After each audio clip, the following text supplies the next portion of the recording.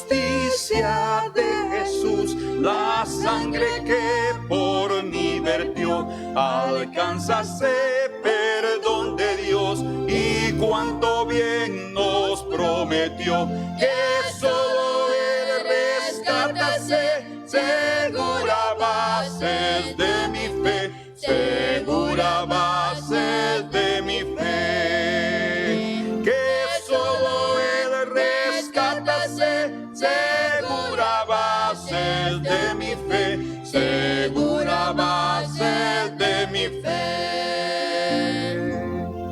Así turbada no veré mi paz incomparable don, aun cuando un tiempo oculto esté, me dejará su bendición. En mí no puedo hallar jamás la base firme de la paz, la base firme de la paz. En mí no puedo hallar jamás la base firme de la paz, la base firme de la paz. En la tormenta es mi sostén, el pacto que juro y selló, su amor es mi supremo bien, pues en la cruz me redimió. Jesús la peña me será, base única que durará, base única que durará. Jesús la peña me será, base única que durará, base única que durará.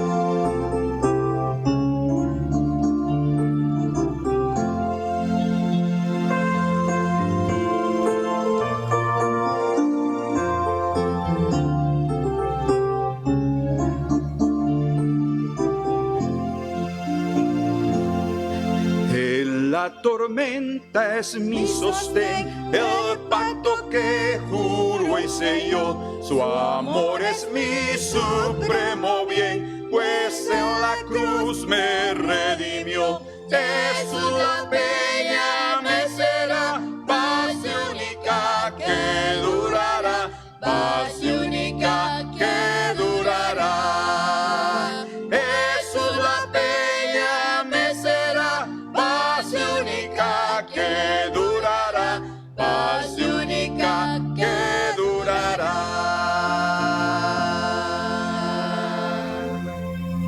Sí, Señor. Tú eres lo más importante de nuestra vida, Señor. Eres nuestra justicia, nuestra sabiduría. Eres, Señor, nuestra santificación. Señor, nuestra salvación, el poderoso Redentor de nuestras almas. Eso eres tú, Señor, y te alabamos en esta hora y te bendecimos.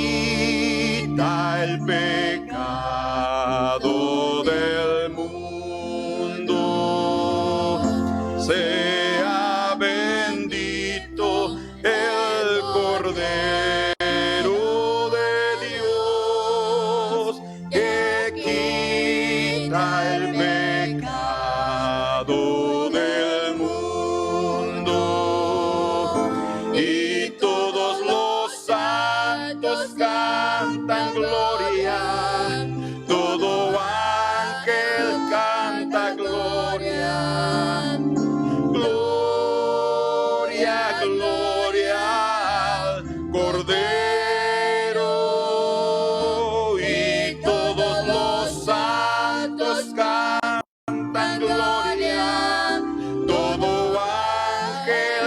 canta gloria. Gloria, gloria al Señor.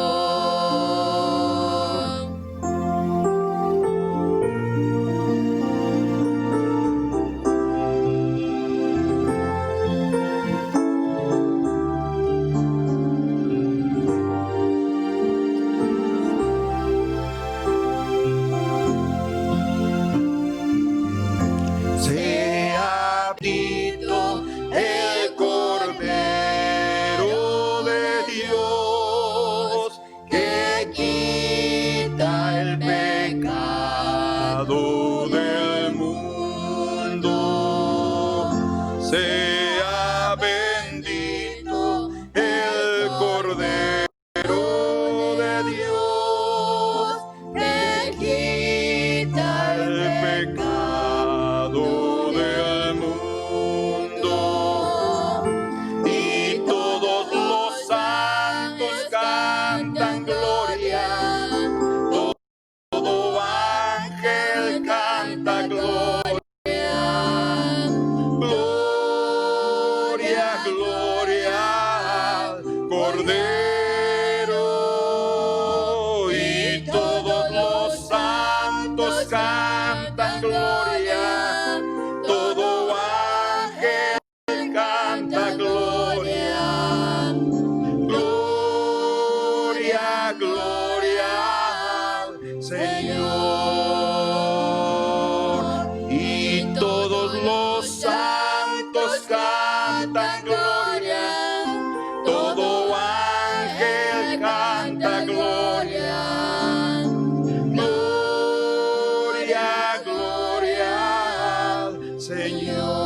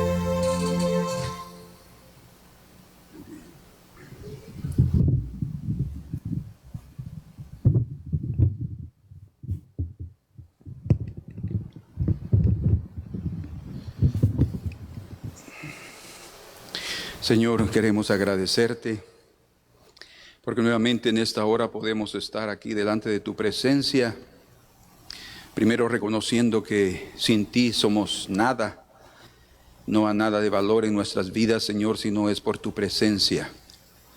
El único peso de gloria que se podrá ver en nosotros es cuando estemos en los cielos, cuando tú mismo des testimonio, Señor, de que nuestra vida fue llena de tu presencia.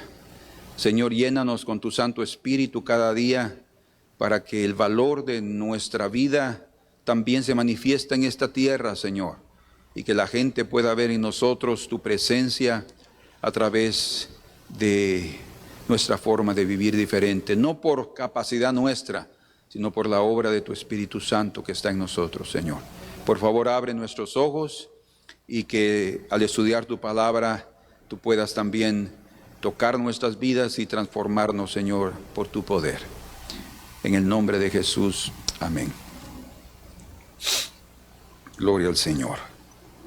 Bien, en este día, aquí es tarde, son las 4:30 en este instante. Vamos a estudiar juntos. Tal vez ustedes pueden notar la fuerza que está entrando del sol aquí en el templo. Vamos entonces a abrir nuestras Biblias en la página número 11 y el tesoro bíblico número 3. Tesoro bíblico número 3.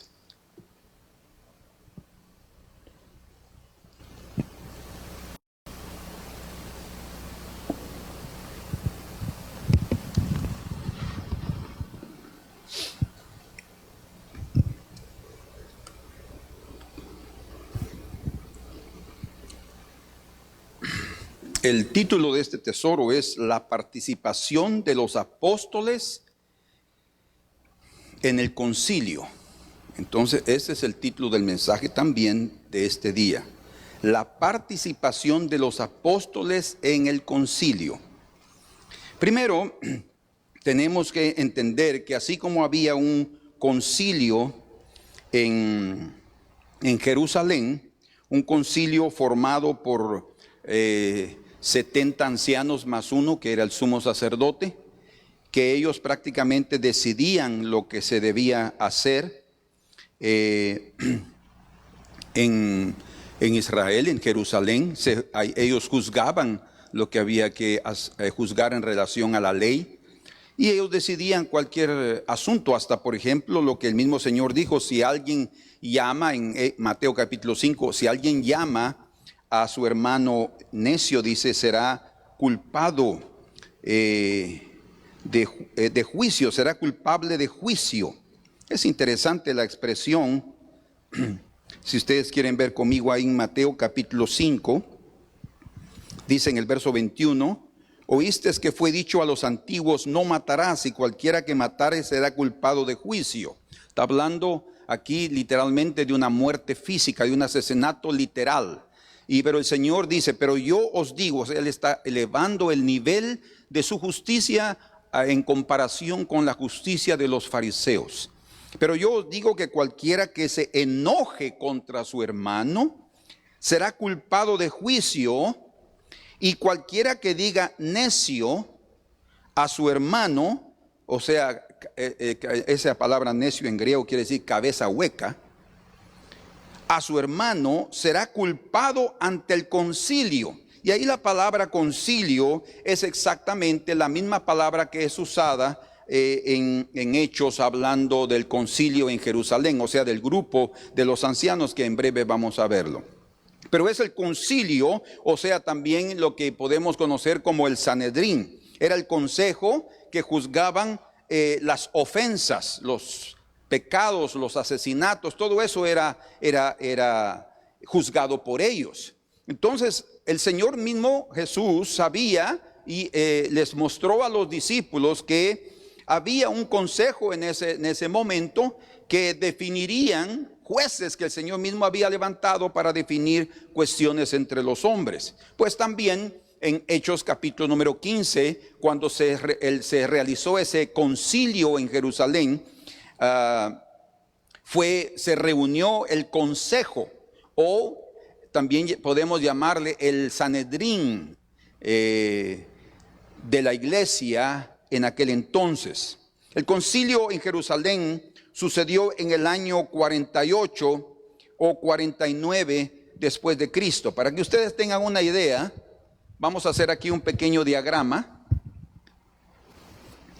Aquí, una línea de tiempo. Voy a tener que borrar esa línea de tiempo porque está un poquito torcida. Entonces aquí encontramos esa línea de tiempo. Aquí vamos a colocar la muerte de Cristo. Por eso estoy colocando esa cruz ahí. Y eso sucedió en el año 29 después de Cristo. Ustedes dirán, no, pero él murió a sus 33 años. Sí, pero nosotros no podemos marcar el año 33 de Cristo porque él, según la cronología, él nació en el año 4 antes de Cristo. Entonces ahí se completan prácticamente sus 33 años. ¿Entiende? O sea, él nació en ese tiempo. Y eso está comprobado. Fue en el año 4 antes de la era cristiana, según el calendario gregoriano, que fue también cuando murió Herodes, que Cristo nació. Entonces él nació en esta época. No vamos a discutir eso ahora, pero es un hecho. Entonces él murió, o sea, en otras palabras, él inició su ministerio en el año 26 después de Cristo, ¿sí? O sea, aquí fueron los 3 años y medio de ministerio de Jesucristo. Entonces él murió aquí, y aproximadamente unos 10 años después, vamos a ponerlo aquí, 10 años después, un periodo de 10 años aproximadamente, sucedió la visitación a los, más o menos digámoslo en el año 39, después de Cristo, la visitación a los gentiles. Cuando Pedro llegó a la casa de Cornelio y predicó aquel mensaje, y el Espíritu Santo llenó con su gloria, con su presencia a los gentiles. ¿Sí? Eso sucedió aproximadamente 10 años después de la muerte de Cristo. Imagínense, 10 años habían pasado desde que Cristo había muerto, y los discípulos aún estaban, los apóstoles y toda la iglesia en Jerusalén no estaban muy abiertos todavía a los gentiles. El Señor tuvo que hacer un milagro ahí en sus corazones para que ellos tuvieran una abertura para los gentiles. Entonces, más o menos 10 años después, o sea, estamos hablando de 29, 39, más o menos aquí 49, o sea, hablamos del 48 o 49 después de Cristo. Ahí sucedió el concilio, de lo que estamos hablando en este momento. El concilio en Jerusalén se realizó en este periodo. O sea, si ustedes hacen el cálculo, entonces vemos que aproximadamente, y no hay mucho error en el asunto,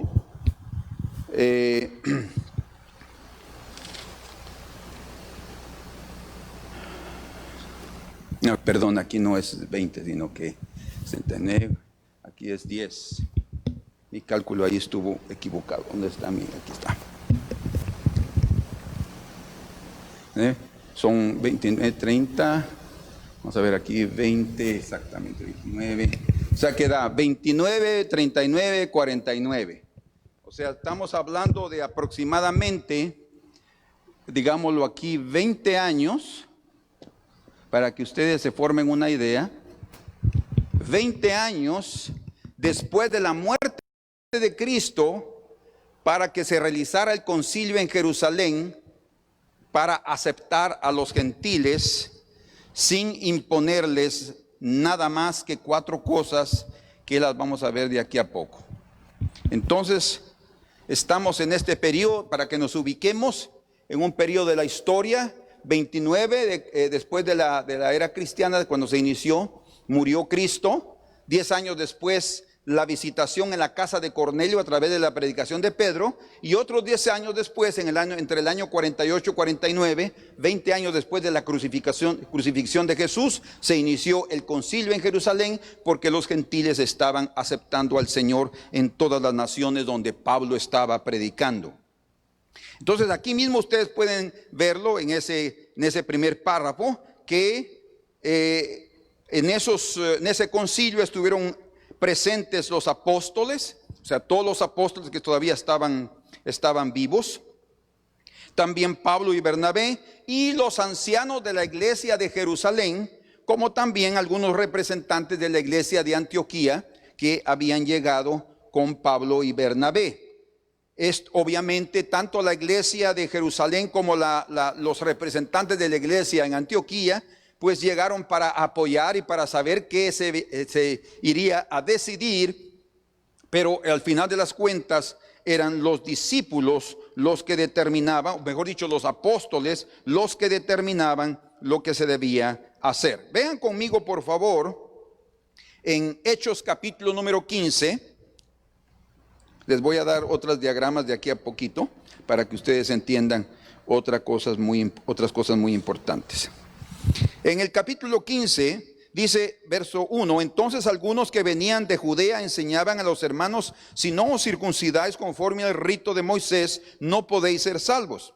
Como Pablo y Bernabé tuviesen una discusión y contienda no pequeña con ellos, se dispuso que subiesen Pablo y Bernabé a Jerusalén. Se dice que subiesen porque era una costumbre de decir subir a Jerusalén, no importa de dónde estuvieras, en Roma o en Asia, en Persia, no, iban a subir a Jerusalén porque era el monte del Señor.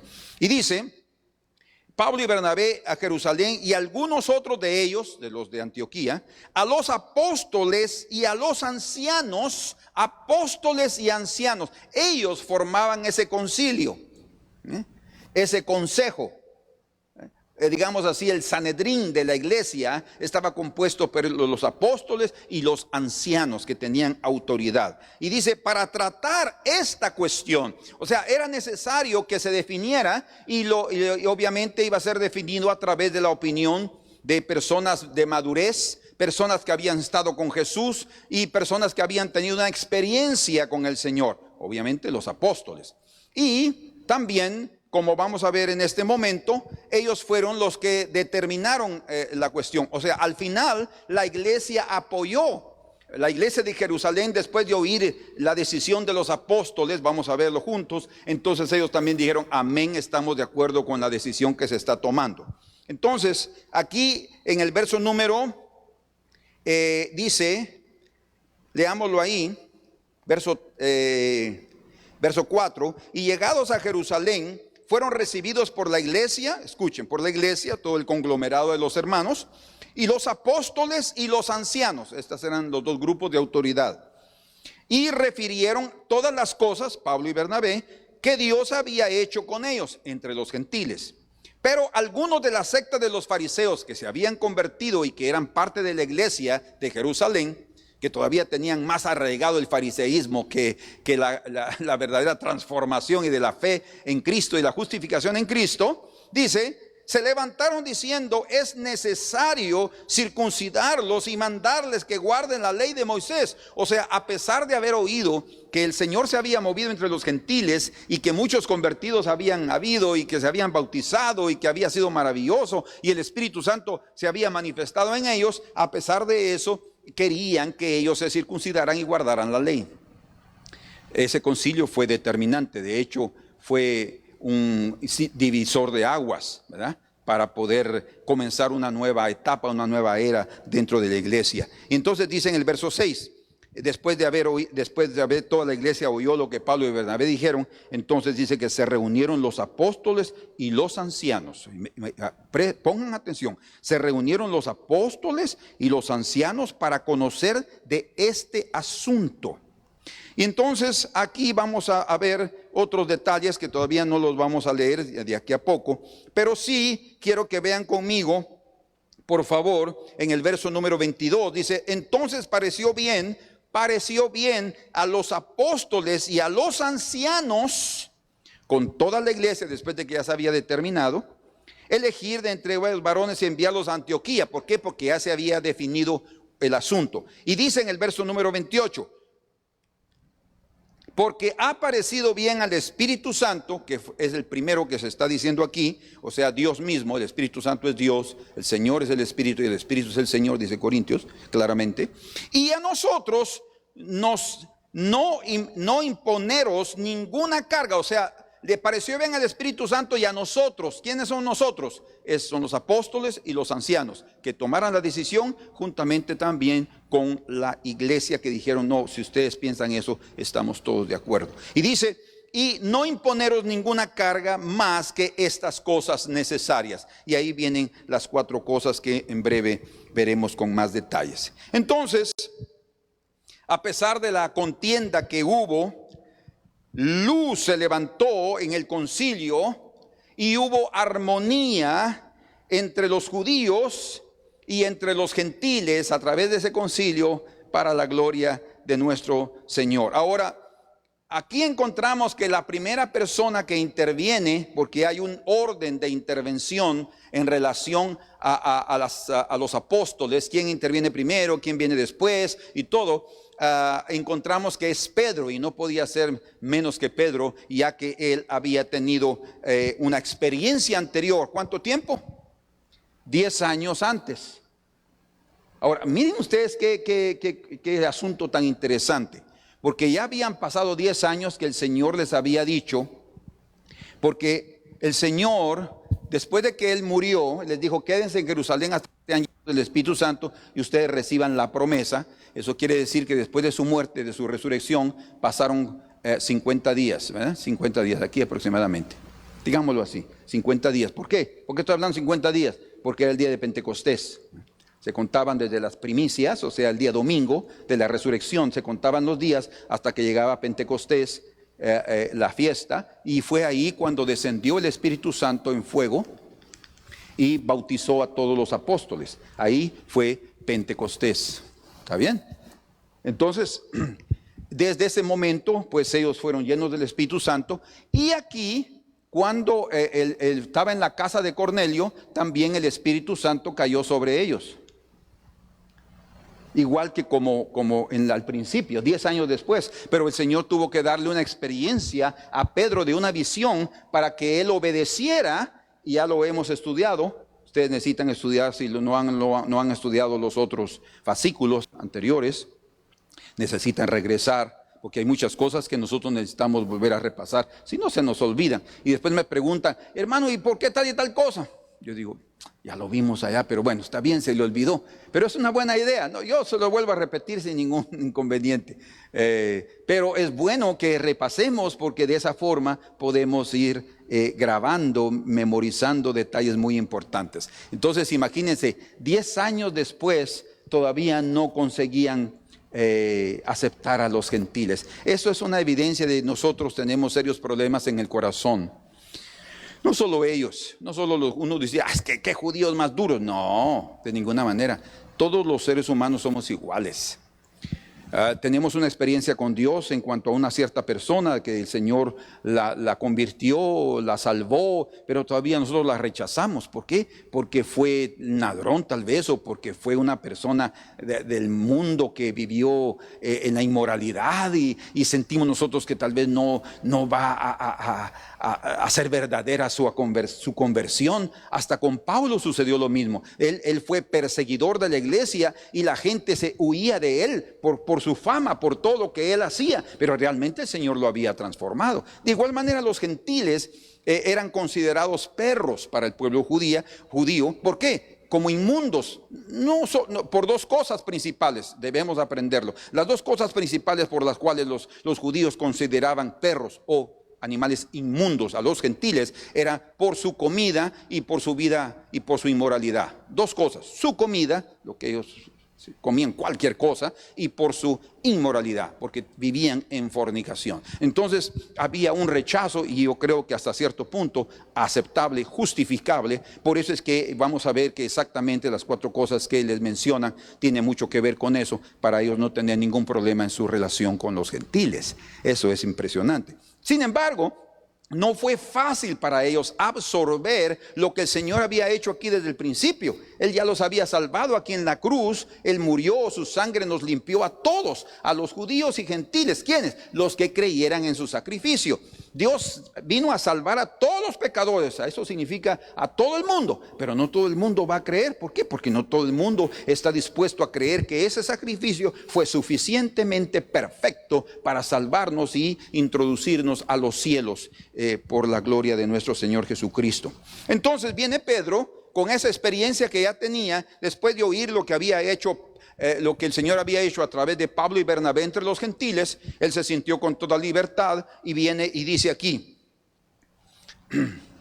verso 7: después de mucha discusión, que la iglesia decía una cosa y otra persona decía otra cosa. Así es en ese tipo de reuniones. Y mientras más gente hay, más opiniones hay, y menos se llega a un acuerdo.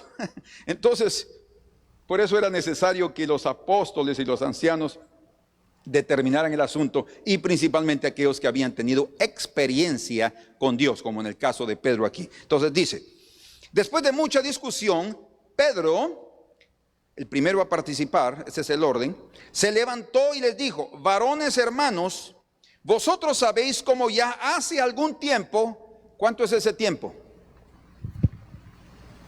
10 años atrás. Ellos están aquí, aquí 10 años atrás. Están en el concilio 10 años atrás.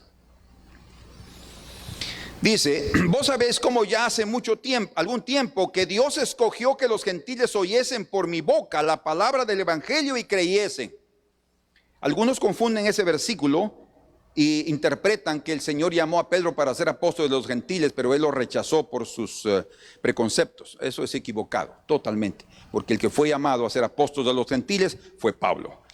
Pedro, en aquel momento, como verdadero judío, él rechazó la posibilidad porque no estaba ni entendiendo la visión. Él entendió la visión hasta que el Espíritu Santo le dijo: yo he enviado a esos hombres, va con ellos, ve con ellos. Entonces ahí fue donde él fue y se dio cuenta de lo que estaba sucediendo, y entonces él entendió la visión. Pero entonces él les está diciendo ahora, en el verso, del verso 8 hasta el verso número 6, hasta el verso número 11, él les menciona 6 cosas muy importantes. Fíjense pues, leamos ahora aquí del verso 8 hasta el 11. Y Dios, dice Pedro hablando a todo el concilio, que conoce los corazones y les dio testimonio, dándoles el Espíritu Santo lo mismo que a nosotros, y ninguna diferencia hizo entre nosotros y ellos, purificando por la fe sus corazones. Ahora pues, ¿por qué tentáis a Dios poniendo sobre la cerviz de los discípulos un yugo que ni nuestros padres ni nosotros hemos podido llevar? El yugo de la ley. Antes creemos que por la gracia del Señor Jesús seremos salvos de igual modo que ellos. Entonces dice, después de que Pedro intervino, toda la multitud cayó y oyeron a Bernabé y a Pablo, que contaban cuán grandes señales y maravillas había hecho Dios por medio de ellos entre los gentiles. Al principio solo fue una pequeña introducción. Ellos se presentaron, pero ahí todavía estaba caliente la situación, y los fariseos creyentes estaban ahí con todo el fuego para contradecir otra vez a Pablo y Bernabé. Pero después de que Pedro habló y se recordaron, qué importante es recordarse de las cosas que el Señor hace en nuestras vidas, porque muchas veces nosotros podemos olvidarnos de algo que Él nos dijo, y debido a esa falta de atención a sus palabra, a sus sueños, a las visiones, a los sueños que Él nos da, nosotros podemos cometer graves errores en la vida. Por eso es muy importante recordarnos. Algunos los tenemos que escribir, otros tienen muy buena memoria y se recuerdan, pero sea uno o sea el otro, en un momento determinado podemos hasta olvidarnos. Dios tenga misericordia de cada uno de nosotros y nos haga fieles para que no nos encontremos menospreciando a otros, siendo que el Señor ya los ha recibido, tal como sucedió aquí. Bueno, entonces, el pronunciamiento de Pedro fue prácticamente de carácter defensivo, es decir, defendiendo a la obra misionera entre los gentiles. Prácticamente él también estaba legitimando, o como se dice, haciendo legítima la obra. Disculpen, se me fue la palabra. Estaba haciendo legítima la obra. Él estaba prácticamente confirmando lo que Dios estaba haciendo a través de estos 2 apóstoles. Eso hizo que toda la iglesia se tranquilizara y pudieran oír el mensaje de Pablo y Bernabé. Entonces, pero Pedro nos da aquí 6 detalles muy importantes que nosotros no debemos de olvidar tampoco. 6 detalles que son básicos, pero que son no solo básicos en el sentido de sencillos, no, son vitales para poder vivir de tal manera que el Señor nos bendiga en nuestro camino, juntamente en nuestra relación con nuestros semejantes. Entonces, delante de ese Sanedrín, de ese consejo, en relación a la salvación de los gentiles creyendo en Jesús, Pedro dice la primera cosa aquí, el primer punto, en el versículo número 8, dice: y Dios, que conoce los corazones. Creo que cada uno de nosotros sabemos completamente que solo el Señor conoce el corazón de cada ser humano. Ninguno de nosotros puede pretender pensar que puede conocer los pensamientos de una persona. De hecho, escuchen, ni Satanás conoce tus pensamientos. Él sí puede, por su experiencia y por conocerte, calcular qué es lo que tú puedes hacer o qué puedes estar pensando. Así son los padres también con sus hijos. Debido a la experiencia, pueden más o menos saber qué es lo que alguien está pensando. Y a veces hasta acertamos algunos de nosotros con algún hermano, ¿verdad? Un cierto discernimiento. En el discernimiento es un don de Dios, no es del hombre. Puede el hombre captar algunas cosas. Pero el único que conoce el corazón del hombre es nuestro Señor. En el capítulo 24 de Proverbios, en el versículo número 12 dice: porque si dijeres, ciertamente no lo supimos, fíjense, como diciendo, yo no sabía del asunto, una mentira, ¿verdad? ¿Acaso no lo entenderá el que pesa los corazones? O sea, no podemos nosotros atrevernos, podemos atrevernos a mentir delante de los hombres, pero cuando lo hacemos también mentimos delante de Dios, porque Él está en medio de nuestra vida. Entonces debemos siempre hablar con la verdad, independientemente si vamos a ser perjudicados nosotros mismos con la verdad. Es mejor salir avergonzados delante de la gente que delante de Dios después estar avergonzados. Esa vergüenza es terrible, ¿verdad? Entonces dice, ¿acaso no lo entenderá el que pesa los corazones? El que mira por tu alma, Él lo conocerá y dará al hombre según sus obras. Es el Señor el que sabe exactamente lo que está en el corazón. En Jeremías capítulo número 17, es un pasaje muy conocido por todos. Capítulo 17 de Jeremías, en el versículo número 9, leemos así: engañoso es el corazón más que todas las cosas y perverso. Y luego dice ahí, ¿quién lo conocerá? Ni nosotros mismos conocemos nuestro propio corazón. O sea, lo que está diciendo con eso, y lo que yo estoy también diciendo con eso, es que ni siquiera entendemos, no somos capaces de comprender lo que somos capaces de hacer. O sea, el día, no, yo no haría eso. Nosotros somos capaces de hacer lo que hizo aquel fulano y peor todavía, ¿verdad? Por eso es que el corazón es engañoso y perverso, dice, ¿quién lo conocerá? Y luego en el versículo número 10 tenemos la respuesta. Dice el Señor, yo Jehová, que escudriño la mente, que pruebo el corazón. Es el mismo órgano, digámoslo así. La mente y el corazón es lo mismo. Yo Jehová, que escudriño la mente, que pruebo el corazón, para dar a cada uno según su camino, según el fruto de sus obras. Y el propio Salomón, orando en Primero de Reyes capítulo 8 verso 39, le está diciendo al Señor, Señor, que cada uno venga aquí a orar en este templo y que delante de ti va a tener que exponer lo que hay ahí. Estoy parafraseándolo, porque solo tú conoces los corazones de los hombres. O sea, tenemos que un día reconocer eso. Creo que lo reconocemos, pero a veces no lo vivimos en la práctica. Pero es una realidad que es importante tenerla siempre en mente. Dice la Escritura, por último, en el Salmo 44. Salmo 44, el versículo número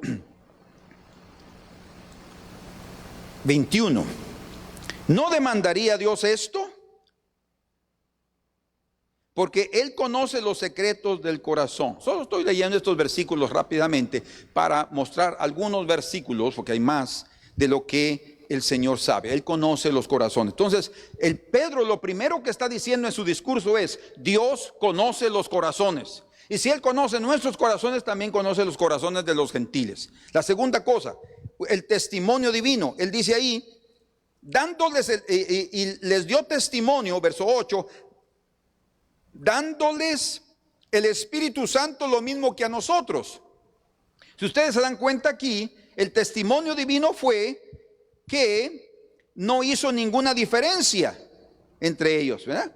Él dio el mismo espíritu, eso es lo que hace un buen padre. Dio el mismo espíritu a los judíos y dio el mismo espíritu a los gentiles. Ay, no, más debería de haber dado un mejor espíritu para los judíos, porque estos guardaban la ley durante tantos años, se circuncidaban, hacían cosas que merecían. No, cuidado con eso, porque no es por obras que nosotros recibimos la salvación, es por gracia. Y por la misma gracia, como vamos a ver lo que Pedro lo dice aquí, por la misma gracia que los judíos recibieron su salvación, por la misma gracia los gentiles que nunca guardaron la ley, recibieron también su salvación. Entonces tenemos ya dos puntos. Dios conoce los corazones y dio testimonio divino, dando a los gentiles el mismo espíritu que había dado primero a los judíos. Tercera, la diferencia entre la circuncisión y la circuncisión acabó. Eso es muy importante aquí. Dice en el verso 9, y ninguna diferencia hizo entre nosotros y ellos, purificando por la fe sus corazones. Ninguna diferencia entre circunciso o incircunciso, porque al final de cuentas, como ya hemos aprendido, en Cristo Jesús ni la circuncisión vale algo, ni la incircuncisión, sino la nueva creación, una nueva criatura que viene a través de la fe en Cristo Jesús. Entonces, el punto número 3, la diferencia entre circuncisos e incircuncisos terminó pues ambos recibieron la purificación del corazón por la fe, no por guardar la ley. ¿Está bien? No por guardar la ley, sino por creer en Jesucristo. Todos los judíos fueron salvos no porque estaban guardando la ley, sino porque creyeron en Jesucristo. Cuarto, dice aquí, ahora pues, ¿por qué tentáis a Dios? Pedro dijo algo muy importante. ¿Por qué tentáis a Dios? Esto es peligroso. Nadie de nosotros, nuestro propio Señor, le dijo a Satanás cuando él estaba tentando, dice, no tentarás al Señor tu Dios. ¿Qué estaba haciendo Satanás? Él quería que hiciera algo por su propia cuenta, sin tener la aprobación divina.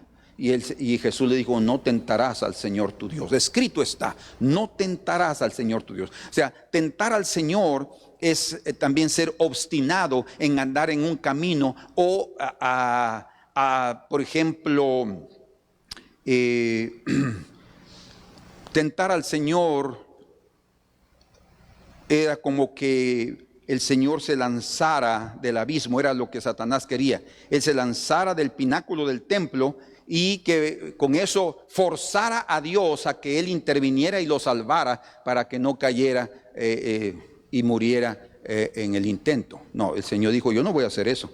Yo no voy a tentar a Dios para que Él me salve. Aquí voy, muéstrales que tú eres mi Padre, muéstrale que tú me vas a proteger. No, nosotros no podemos hacer eso. Hay personas que pudieran decir, subirse a un edificio y decir, yo me voy a lanzar aquí y Dios a quien yo creo me va a salvar. Eso es tentar a Dios. Nosotros no podemos tentar a Dios. Es lo que mencionábamos hace unos días atrás.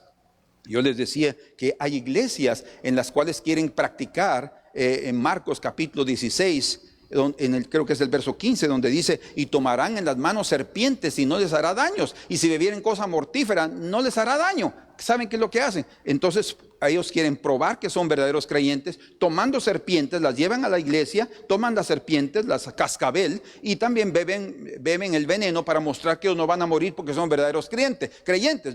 No debemos tentar al Señor. Y Pedro está diciendo aquí, no debemos, dice, ahora pues, ¿por qué tentáis a Dios? ¿Por qué estaba diciendo eso? Porque ellos estaban oponiendo. Ellos estaban diciendo, Señor, nosotros no aceptamos a esos gentiles. Y el Señor estaba diciendo, pero yo ya los acepté, yo ya los salvé, ya los purifiqué, ellos ya han sido recibidos en mi seno y ustedes no los quieren recibir. No, Señor, nosotros no los queremos recibir porque ellos no guardaron la ley, no guardan la ley como nosotros la hemos guardado. Ese era todo el problema. Y ellos podían tentar a Dios con eso, o sea, oponerse a la voluntad expresa de Dios en aquel momento. Entonces, ahí vemos el punto número 4. El punto número 5,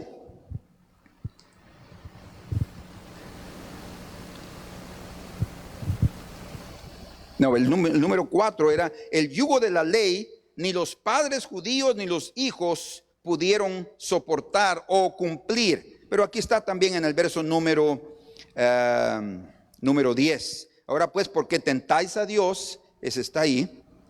Poniendo sobre la cerviz de los discípulos un yugo que ni nuestros padres ni nosotros hemos podido llevar.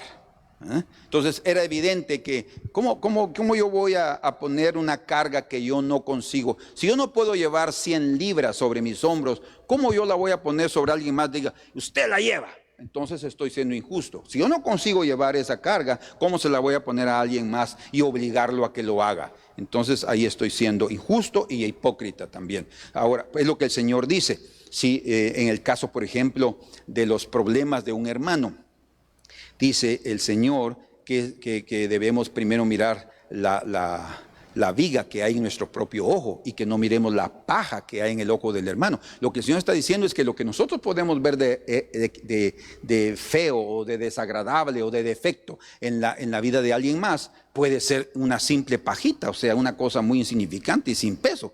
Y delante de Dios, para nosotros mismos debe quedar claro que la forma de cómo vemos y cómo juzgamos hace que no sea una pequeña paja, sino sea una viga, o sea, algo muy pesado. Y el Señor dice, si ustedes pueden aprender a quitarse esa viga, entonces van a poder ver y decirle, mira, te voy a quitar la pajita que tienes en tu ojo, y el hermano va a aceptar con todo placer que le quitemos esa cosita, porque nosotros también hemos aprendido a no mirar de esa manera. Entonces aquí vemos aspectos muy importantes que Pedro está hablando. No colocar sobre los gentiles el yugo que ni ellos pudieron llevar, ni sus padres ni ellos. Imagínense. Aquí hay un texto, creo que es aquí en el 13, capítulo 13.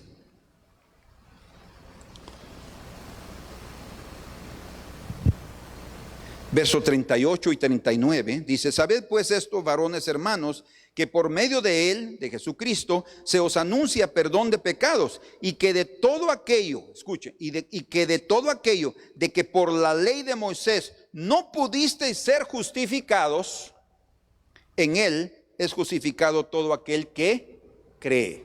Entonces la clave no está en guardar cosas, en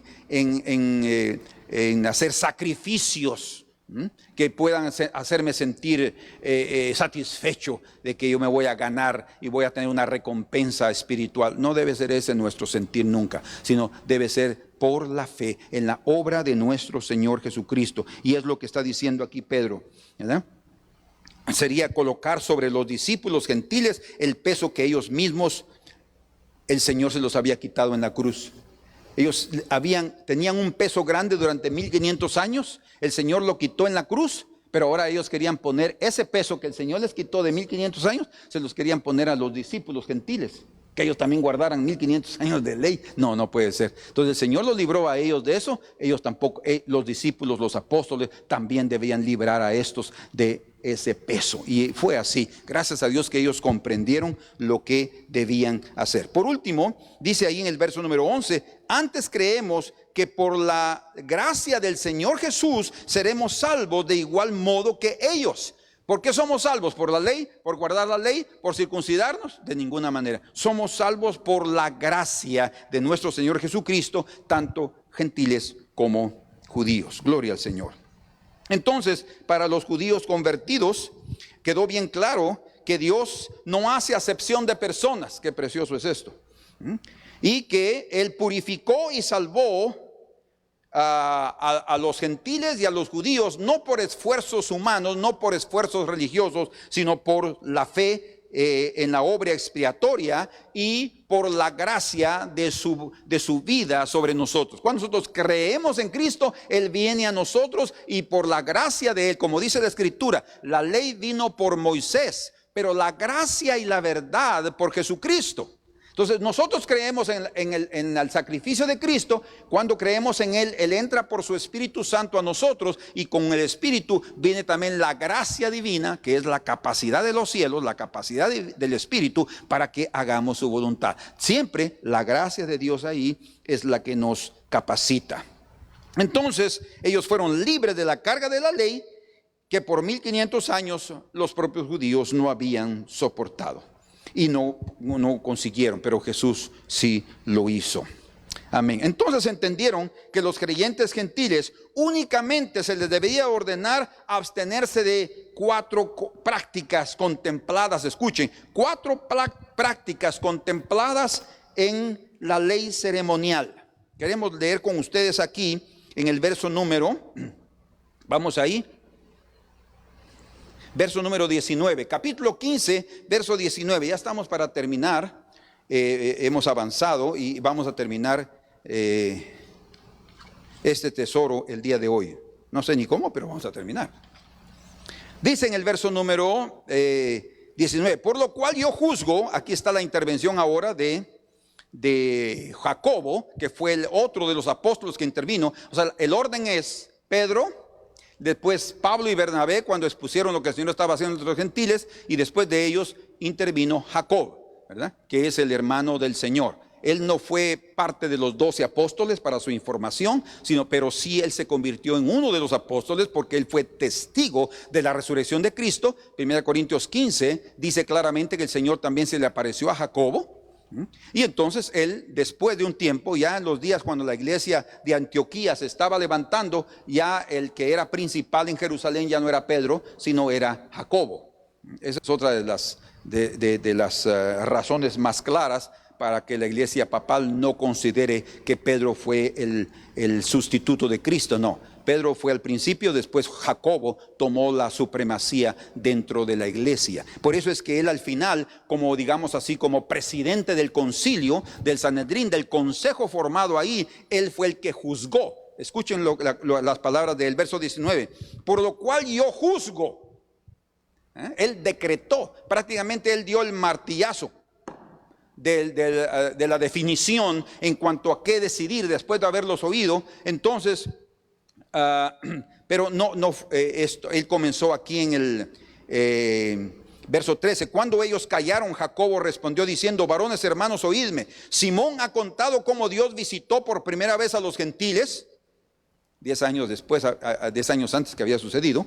Cómo Dios visitó por primera vez a los gentiles en la casa de Cornelio para tomar de ellos pueblo para su nombre. Escuchen lo que dice Jacobo. Y con esto concuerdan las palabras de los profetas, como está escrito: después de esto volveré y reedificaré el tabernáculo de David que está caído. El apóstol Jacobo, él interpretó Amós capítulo 9, ¿sí?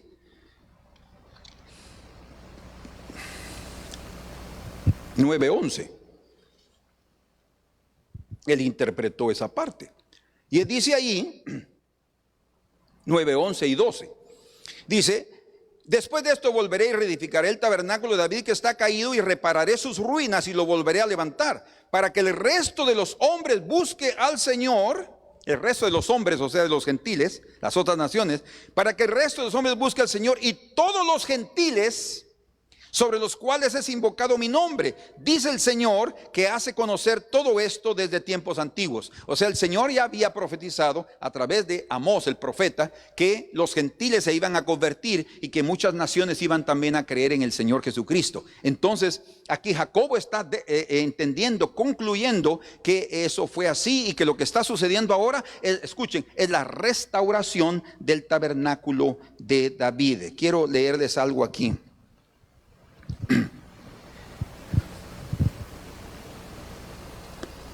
Entonces, todos en la iglesia aceptaron la determinación de los apóstoles, principalmente la conclusión de Jacobo, que la entrada de los gentiles era profética, ¿sí? Y que ellos debían aceptarlo. Y Jacobo, como presidente del concilio, lo determinó de esa manera, ¿sí? Y entonces él mostró ahí quiénes son los que forman parte del tabernáculo de David. Yo quiero leerles esto. El tabernáculo de David es el organismo vivo, el cuerpo, la iglesia universal, formado por judíos y gentiles de fe de todo el mundo, verdaderos adoradores como David. Eso es lo que forma el tabernáculo de David. El tabernáculo de David es la restauración. Voy a mostrarles algo aquí. Tal vez vale la pena que les haga esto aquí. Más o menos. Esto es una barraca, una tienda. Recuerden que el tabernáculo de Moisés fue dividido, ¿verdad? Lugar santo, lugar santísimo y el atrio. Aquí estaba el atrio. Atrio, lugar santo y lugar santísimo. Cuando Cristo murió, se rasgó el velo y esto se hizo un solo mueble, ¿verdad? Mejor dicho, un solo recinto, porque Cristo dio la entrada al lugar santísimo. Cuando en los días de David no estaba usando ni el tabernáculo ya de Moisés, porque recuerden que él trajo el arca, la recuperó y él colocó el arca dentro de una tienda que lo tenía en el jardín de su casa, ¿sí? Y ahí estaban los querubines, ¿verdad? Mirando hacia el propiciatorio. Y entonces esto que nosotros vemos aquí, el Señor dijo que Él restauraría el tabernáculo de David caído. ¿Por qué? Porque no solamente está hablando de la música, No solo está hablando de la adoración, no, está hablando de la restauración de los gentiles y la redención de todos ellos. Jacobo, el apóstol, está aquí refiriéndose claramente a eso y diciendo que cuando sucedió en el tiempo de Cornelio, cuando sucedió aquí el bautismo del Espíritu Santo en Pentecostés, esto era parte de la restauración del tabernáculo de David. Quiere decir que el tabernáculo de David no es únicamente una cuestión de adoración y de música, sino que es la restauración, la salvación de judíos y gentiles, entrando a ser verdaderos adoradores, como el Señor dijo a la samaritana. El Señor está buscando adoradores que le adoren en espíritu y en verdad. ¿Quiénes son esos? No son parte de una religión de rituales, de ceremonialismos, sino son aquellos que adoran a Cristo Jesús y al Padre y al Espíritu Santo por fe y por la gracia, no confiando en sacrificios personales, sino confiando en el sacrificio de Cristo, porque somos aceptos en el amado y nos presentamos delante de Él con esa conciencia y Él nos acepta. Ese es el punto principal. Y Jacobo lo dijo aquí. Después que él entendió eso, todos lo aceptaron. Ninguno dijo: no, yo no creo que sea eso, Jacobo, porque yo he visto que... No, nadie discutió la cuestión, porque lo entendieron claramente. Entonces dice en el verso 19: por lo cual yo juzgo, dijo él, que no se inquiete a los gentiles, no los preocupen más, que se convierten a Dios, sino que se les escriba. No los vamos a perturbar más, sino solamente les vamos a mandar una cartita, una carta corta, para que se aparten de las contaminaciones de los ídolos, de fornicación, de ahogado y de sangre. 4 cosas que les pidieron: que se aparten. Y eso fue repetido, aquí ustedes pueden verlo en el verso 28 y 29.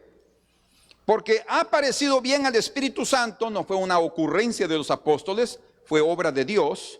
Y a nosotros, los apóstoles, que entendimos y sabemos que es el Espíritu Santo que nos está inspirando en todo esto y guiando, no imponeros, imagínense, no van a poner una carga, una imposición, no imponeros ninguna carga más que estas cosas necesarias. Quiere decir que estas 4 cosas son cosas necesarias para la vida. Vamos a ver cómo. Que os abstengáis de lo sacrificado a ídolos, todo eso tenía que ver con idolatría. De sangre, también con idolatría, y obviamente con una correcta alimentación.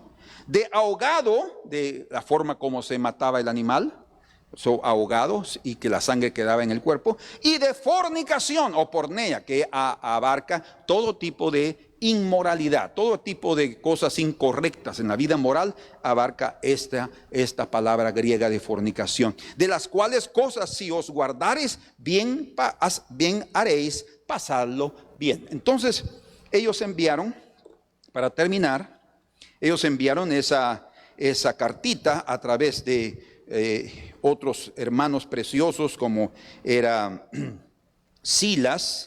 Dice aquí en el verso 27: así que enviamos a Judas y a Silas, los cuales también de palabra os harán saber lo mismo. Y ellos también eran profetas, dice. Entonces llegaron y anunciaron lo que se había determinado. Bueno, entonces aquí quiero terminar con esta parte que es la más importante, creo, porque aquí está la razón por la cual esas 4 cosas fueron dadas. Ustedes saben que esas 4 cosas se resumen en solo 2. ¿Cuáles son?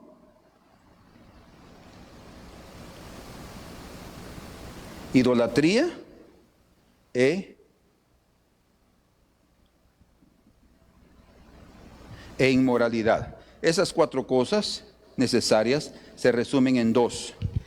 Estas eran 2 cosas que los gentiles, era el tipo de vida que ellos tenían: gentiles idólatras e inmorales. Entonces lo único que les estaban pidiendo: por favor, nosotros los queremos aceptar, queremos tener comunión con ustedes, pero ustedes están dispuestos a abandonar todo tipo de cosas que tengan que ver con idolatría. Por eso los sacrificios, sacrificios de animales, lo sacrificado a los ídolos, y eso tenía que ver juntamente con cómo se entregaba el animal.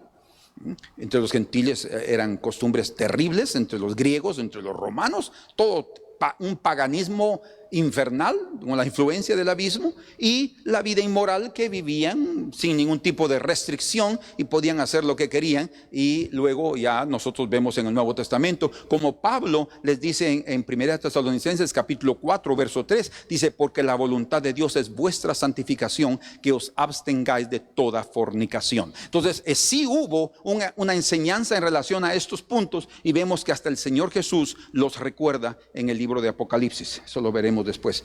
Entonces, por último, y no menos importante, es el tema de la comunión entre gentiles y judíos. Por eso es que encontramos que los judíos no querían sentarse con los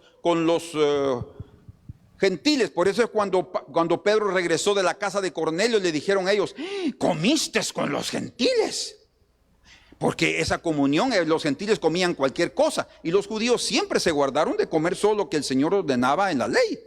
Entonces, para evitar tener que rechazarlos, entonces les pidieron que por favor se cuidaran en esas cositas, y ellos los iban a aceptar. Eso es una manifestación de amor. Eso es una manifestación de paciencia, que solo el Señor podía hacerlo en los corazones de ellos.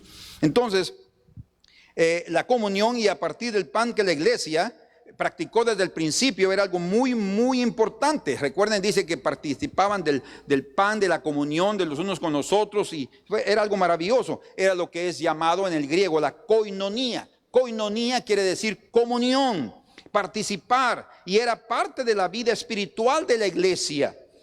No podían ellos prescindir o dejar a un lado esa comunión solo por un detalle ceremonial. Ellos tenían que resolver ese asunto.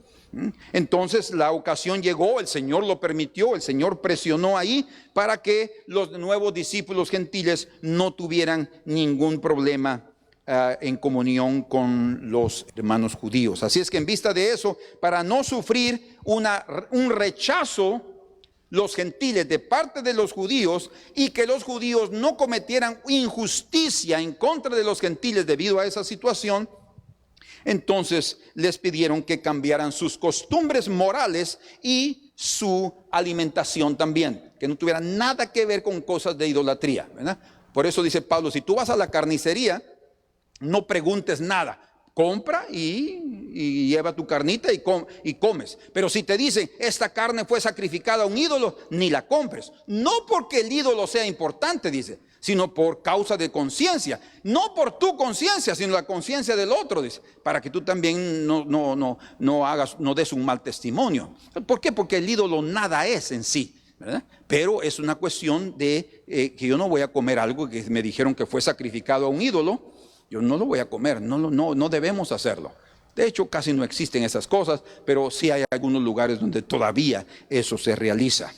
Entonces, en vista de eso, para que no sufrieran rechazo los gentiles y para que los judíos no cometieran injusticia menospreciando a los gentiles, entonces se les pidió que se cuidaran de sus costumbres morales y su alimentación, de tal manera que las ordenanzas o esas 4 cosas necesarias no eran únicamente demandas para que los gentiles mostraran su odio por la idolatría y por la inmoralidad, sino principalmente objetivaba la sustentabilidad de la comunión, que ellos pudieran tener una comunión entre ambos y evitar también a cualquier costo impedimentos ceremoniales, que eran lo que los judíos les impedía tener comunión con ellos. Yo no voy a comer, porque sabían que ellos comían cosas hasta para ellos cosas inmundas que ellos no comían, entonces les impedía. Eso se quebró ahí, y los gentiles dijeron: está bien, nosotros aceptamos, es verdad, nosotros también tenemos cosas feas, vamos a dejar de hacer estas cositas insignificantes para poder tener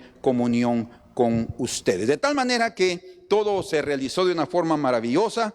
Se envió esa carta, que fue prácticamente la expresión de toda la decisión del concilio, de todos los apóstoles, de los ancianos, y que la iglesia también apoyó, la iglesia de Jerusalén, y los hermanos que habían llegado de Antioquía llevaron la carta, ¿verdad? Y juntamente con ellos era Judas y Silas que la llevaban, y la leyeron y profetizaron con ellos ahí en Antioquía, y todos quedaron alegres, recibieron la carta con gratitud y obedecieron con alegría esas cosas que hasta el día de hoy debemos de considerarlas. Eso no son 4 cosas necesarias solo para aquella época, no. el Señor Jesucristo las menciona en el libro de Apocalipsis, lo vamos a ver más adelante y ustedes se van a dar cuenta cuánto debemos de cuidarnos en relación a cosas como estas dos principalmente, idolatría e inmoralidad. Amén. Si tienen alguna pregunta, ya saben que la pueden enviar y trataré de responderla en la próxima aula. Señor, muchas gracias por tu infinita misericordia, por ayudarnos a estudiar tu palabra. Amamos tu palabra, Señor, tú lo sabes. Cada uno de nosotros somos tus siervos y leemos y estudiamos las Escrituras con honestidad. No queremos aplicar interpretaciones privadas, no queremos hacer especulaciones. Líbranos de esas cosas que son humanas y carnales y llévanos, Señor, por el sendero de la rectitud, de la confianza en tu justicia y que nuestros ojos sean abiertos para ver las maravillas de tu ley. Muchas gracias en esta hora. Y te pido, Señor, que esto pueda ser de edificación y de firmeza para la fe de mis hermanos. En el nombre de Cristo, tu Hijo, te lo agradezco. Amén. Que el Señor les bendiga y, si Señor lo permite, nos vemos el próximo miércoles. Amén.